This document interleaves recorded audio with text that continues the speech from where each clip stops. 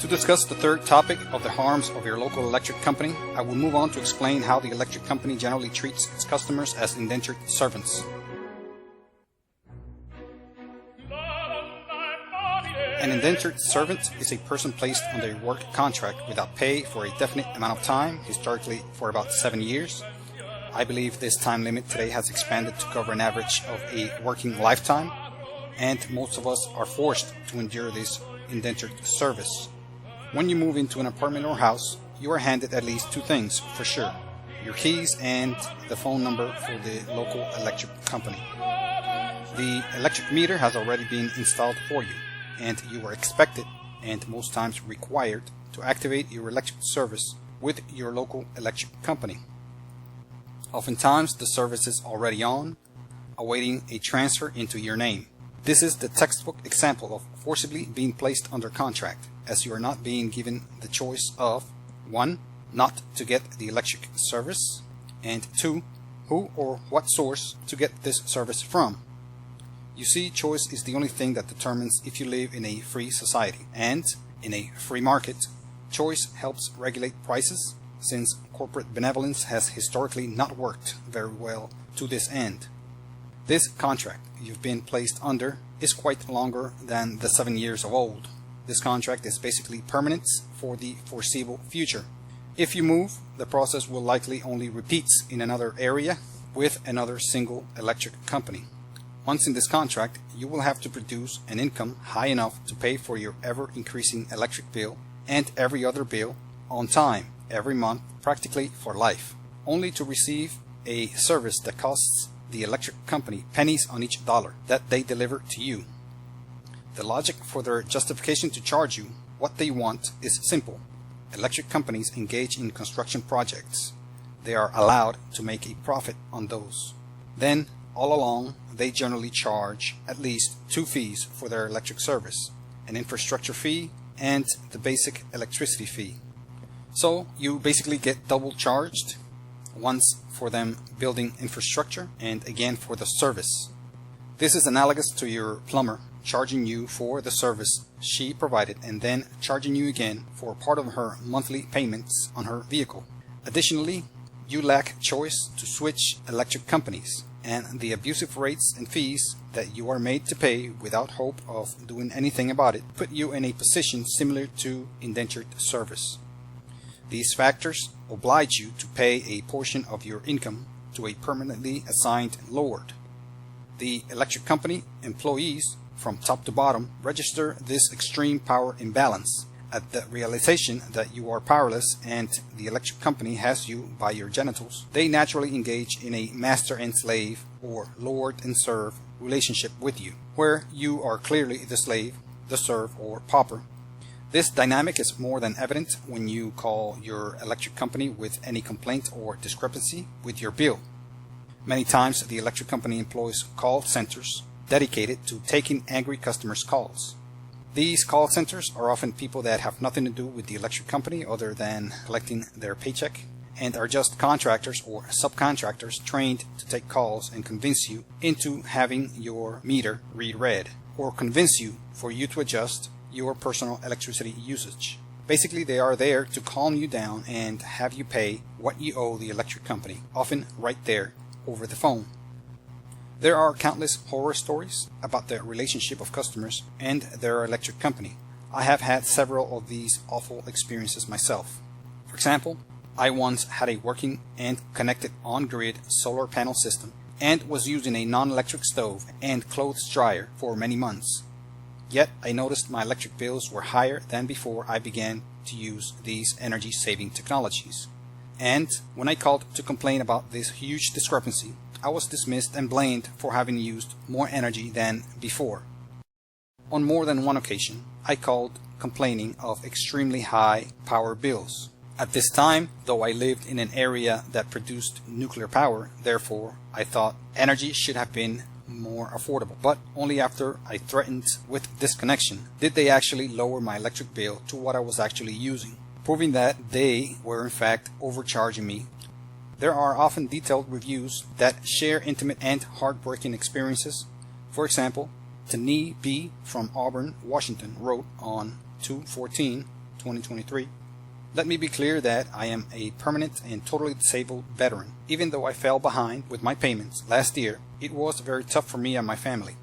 And he goes on a lengthy tirade. I have major health issues, and if necessary I can provide the paperwork. By having me do cash only, meaning the customer cannot use other more convenient methods of payment like mail, checks, or online payments. When I have multiple brain conditions, and not a damn care in the world on how hard it is to manage that. 8 specialists, an adult child with ADHD, a child who is a minor, who was hit by a school bus, physical therapy, thyroid surgery, etc. All happened last year, and that is just a few things. But again, they don't give a damn. And the review goes on for a few more paragraphs, but you get the point. Other review websites have just as negative reviews about the electric company, like the following. Nassard from Atlanta, Georgia, wrote on consumeraffairs.com, March 23, 2023, had a bad experience with them and their customer service in regard to extra fees, and they think is warranted.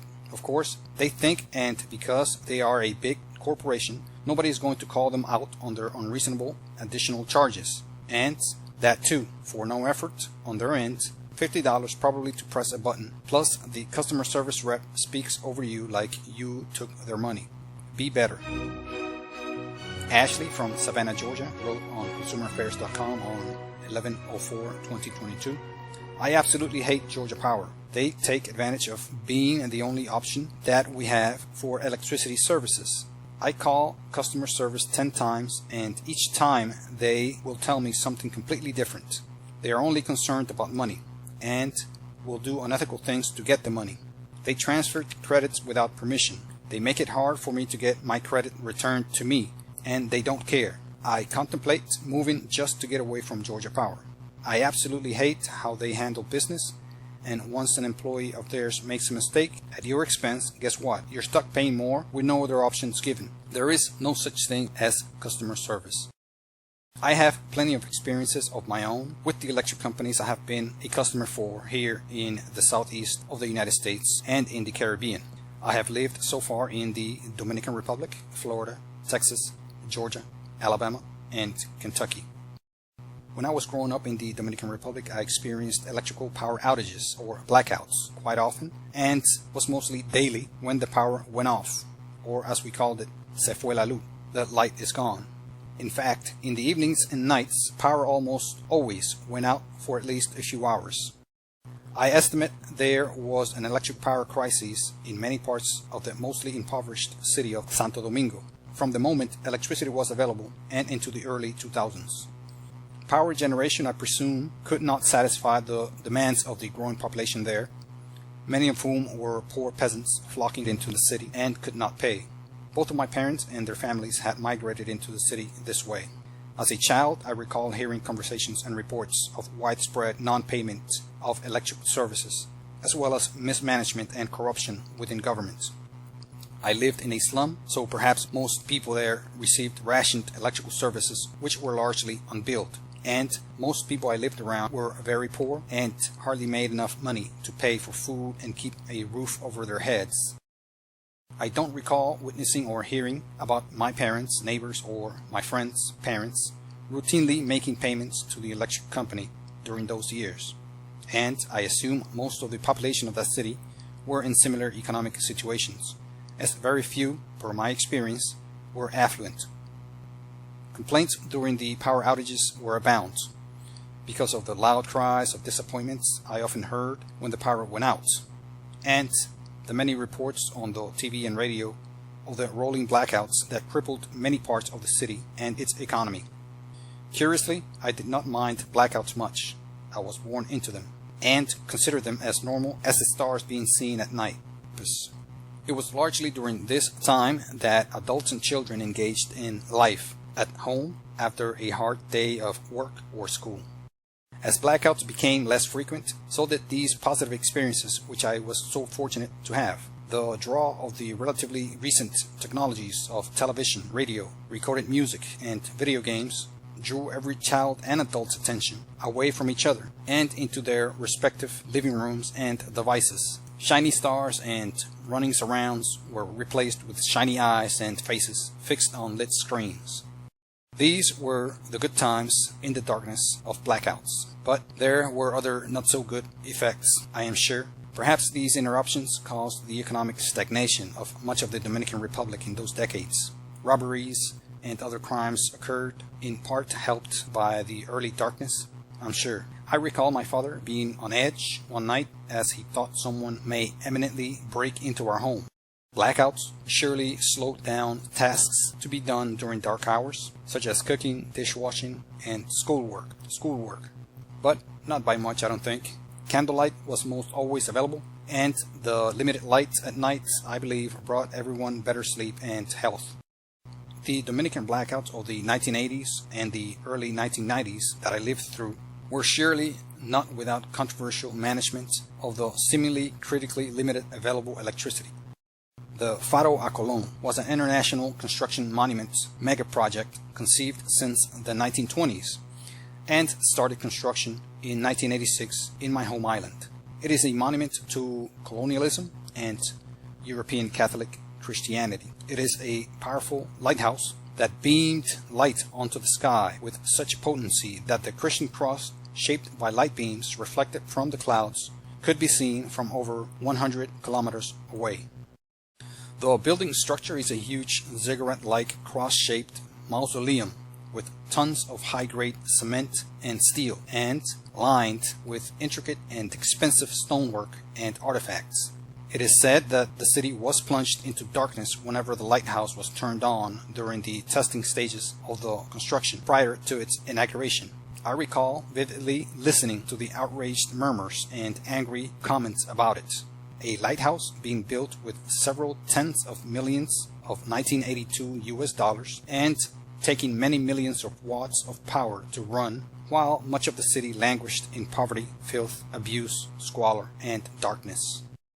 A city with no widely available healthcare, social safety nets, and rampant joblessness was engaging in lavish and arguably useless pyramid building. It was reported that tens of thousands of families and individuals were evicted from areas in and surrounding the project grounds before and during construction, and tens of thousands more were evicted for road and city beautification efforts in preparation to the coming 1992 quincentennial celebration of the discovery of the Americas. It seems the time it took for the project to be built is right in line with the laborious exercise in ignorance that it also took to go ahead with it. Ignoring the exuberantly high cost of the project, which were taken away from the needs of an entire nation, ignoring the blackouts, the poverty and the joblessness, ignoring the silencing and shooting of protesters, and ignoring the fact that the project was made to glorify the colonizers that enslaved and committed genocide. Thank you for listening to this podcast. Please look for the next episode soon, and please ensure to share this with your friends and family. And please like this content and subscribe as a sign of support and for me to continue to provide this type of content to more people like you.